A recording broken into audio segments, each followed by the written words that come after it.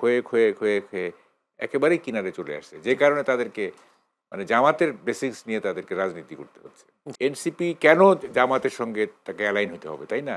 খেয়ে ফেলছে বলেই তো, তারা তো নিজেদেরকে এত শক্তিশালী মনে করছে না বলেই তো। তো ছাত্র সংসদ নির্বাচনে ছাত্র শিবির সমর্থিত প্যানেলের ভূমিধস বিজয় আগামী নির্বাচনে প্রভাব পড়বে কিনা তা নিয়ে রাজনীতি বিশ্লেষকদের মিশ্র প্রতিক্রিয়া আছে। তবে এই কথা পরিষ্কার বলা যায়, আগামী নির্বাচনে মূল চাবিকাঠি বা কিং মেকার হিসেবে আবির্ভূত হতে যাচ্ছে দেশের তরুণ সমাজ।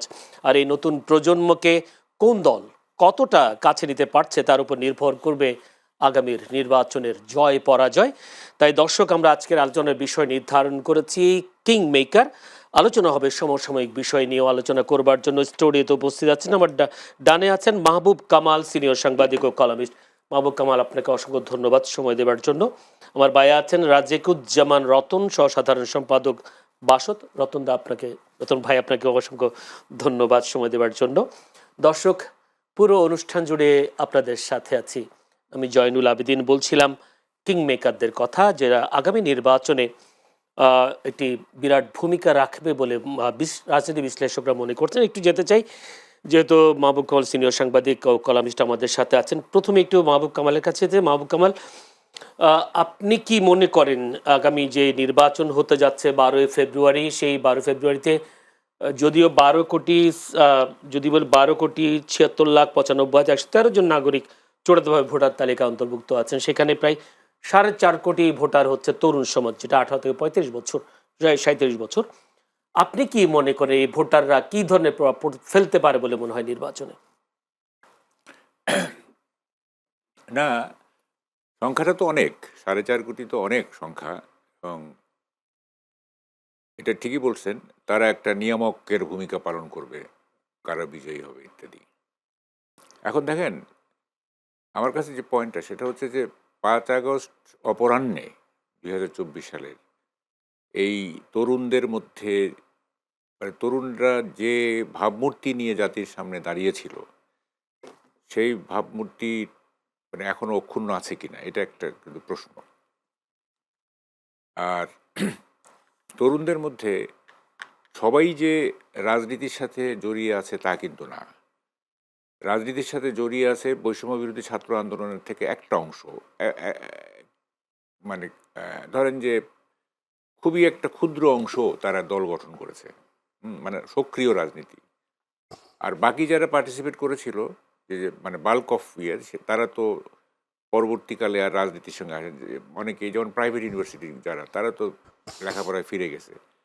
যদিও পাবলিক ইউনিভার্সিটির তরুণরা বা যুবকরা তারা এক ধরনের রাজনীতির নেশায় পড়ে গেছে। হ্যাঁ, তো ফলে তারপরও আপনার ব্যাপক অংশটা কিন্তু এই বৈষম্য বিরোধী ছাত্র আন্দোলন, এনসিপির যে হায়ার লিডারশিপ, মানে হায়ার আর কি, যেটা তাদের কর্মকাণ্ডে কিন্তু খুব একটা খুশি না।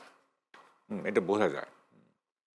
এই যে এরকম আমরা তো দেখছিও যে মানে এনসিপির অথবা যে 3জন অ্যাডভাইজারি কাউন্সিলে ছিল তাদের ব্যাপারে অনেক কথা উঠছে যে আমরা রক্ত দিলাম, তোমরা এরকম কেন করতেছো। তারপরে দুর্নীতি নিয়েও কথা উঠছে ইত্যাদি। তাদের যে দাপট এবং তারা যে প্রিভিলেজ এনজয় করছে আফটার 5th আগস্ট, সবাই তো এই প্রিভিলেজ এনজয় করে নাই, তাই না? ইনোসেন্ট এবং রিয়াল একটা আকাঙ্ক্ষা থেকে তারা অনেকে কী বলে আন্দোলনে অংশ নিছে। ফলে ওইভাবে বলা যাবে না যে ছাত্র সমাজ বা তরুণ সমাজ একজোটে কাউকে ভোট দিবে কিনা, ইন এ বডি, বা ডিসাইড করে যে আমরা এটাকে জেতাবো, এনসিপিকে জেতাবো, বা এটা আমার মনে হয় না যে ইন এ বডি, হ্যাঁ, একেবারে আনএনিমাস কোনো সিদ্ধান্ত আসবে। সেই সাথে এবং তারপরে আরেকটা ব্যাপার আছে, ধরেন যে এই মুক্তিযুদ্ধের যে ব্যাপারটা, হ্যাঁ, যেমন 5th আগস্ট তো কেউ বোঝে নাই যে মানে বিজয়ের পরে এই মুক্তিযুদ্ধের বিপক্ষ একটা শক্তি তৈরি হয়ে যাবে। এটা কিন্তু 5th আগস্ট অপরাহ্ন পর্যন্ত কেউ বুঝতে পারে। সবাই একটাই কথা ছিল যে দিস রেজিম শুড গো, মানে আওয়ামী রেজিম শুড গো। এর বাইরে কিন্তু কিছু ছিল না। সংস্কার বলে না, যাই বলে, এগুলোও কিছু ছিল না। একটাই দাবি ছিল। পরে 5th আগস্টের পরে যখন মুক্তিযুদ্ধ নিয়ে একটা বিতর্ক তৈরি হলো এবং ফলে অনেকেই কিন্তু এটা স্প্লিট হয়ে যাবে, এই যে তরুণদের যে শক্তিটা না, এটা ভাগ হয়ে যাবে, নানাভাবে এটা ভাগ হয়ে যাবে। ফলে এটা এভাবে বলা যাবে না যে তরুণরাই একেবারে তাদের সিদ্ধান্ত অনুযায়ী একটা দল বিজয়ী হবে, এইটা বলা যাবে না। হ্যাঁ, এটা লেট আস সি যে কি হয় আর কি। জি। সেক্ষেত্রে আরেকটা প্রশ্ন, সেটা হচ্ছে এনসিপি যারা নতুন প্রজন্ম, এনসিপির কথা আপনি নিজেই তুলেছেন, এনসিপিও জামাতের সাথে বিলীন হয়ে গেল, বিষয়টা কি কিভাবে দেখছেন? এনসিপি তখন জামাতের সাথে যুক্ত হয়ে গেছে। এটা ফ্রাস্ট্রেটিং, ইটস এ ফ্রাস্ট্রেটিং, একেবারেই হতাশাজনক। কারণটা হচ্ছে যে 5th অগাস্টের পরে তারা তো একটা একটা অপটিমিজম দেখাইছিল জাতিকে, একটা আশাবাদ দেখাইছিল যে আমরা তরুণ প্রজন্ম, আমরা একটা কিছু করব, রাষ্ট্রকে রিস্ট্রাকচারালাইজ করব, এটা পুনর্গঠন করব ইত্যাদি। এবং প্রথম দিকে তো সবাই তাদের উপর একটা ভরসাও করছিল, তাই না? যদিও আমি ভরসা করি নাই, আমি আমি ভরসা করি ইন দ্য সেন্স, আমি তো 70 দশকের ছাত্র রাজনীতি করছি, আমি জানি যে মানে ওভার অপটিমিজম কি পরিণতি আনে। এবং আমরা যেটা করছিলাম, জাসদ যেটা আমরা করছিলাম, জি। সেখানে আমরা নিজেরা ভাবছিলাম যে এই দেশ পাল্টায় দিব, এই সমাজ পাল্টায় দিব। তখন বুঝি নাই যে একটা প্রাচীন সমাজ, একটা প্রাচীন বটগাছ উপড়ে ফেলা এত সোজা না। হ্যাঁ, তখন আমরা যে রোমান্টিসিজমে ভুগছিলাম, আমরা যে কমফোর্টেবল ইলিউশনে ভুগছিলাম, সেইটা থেকে তো আমরা জাসদে স্প্লিট হয়ে গেল। বামপন্থীরা, শুধু জাসদ না, সব জায়গায় একটা কি বলে যে ডিজাস্টার দেখা গেল বামপন্থী রাজনীতিতে, মানে যুব সমাজের মধ্যে। বামপন্থী রাজনীতি বেসিক্যালি যুব সমাজই করছে, তাই না?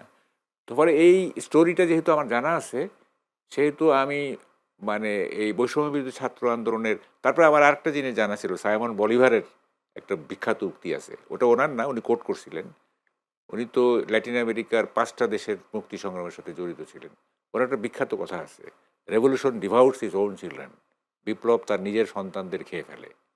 হ্যাঁ, এখন কি সেই সম্ভাবনা খেয়ে দেখছেন? ফেলছিল, খেয়ে ফেলছিল। খেয়ে ফেলছে। না, তা না হলে তো এনসিপি কেন জামাতের সঙ্গে তাকে অ্যালাইন হতে হবে, তাই না? খেয়ে ফেলছে বলেই তো, তারা তো নিজেদেরকে এত শক্তিশালী মনে করছে না বলেই তো মানে জোট করলো তারা। তারা তো ইন্ডিপেন্ডেন্ট ইলেকশন করতো, তাই না? তো ফলে এটা বোঝাই যায় যে বিপ্লবের সময় তাদের যে ইমেজ, সেইটা এখন ক্ষয়িষ্ণু এবং ক্ষয়ে ক্ষয়ে ক্ষয়ে ক্ষয়ে একেবারেই কিনারে চলে আসছে, যে কারণে তাদেরকে মানে জামাতের বেসিক্স নিয়ে তাদেরকে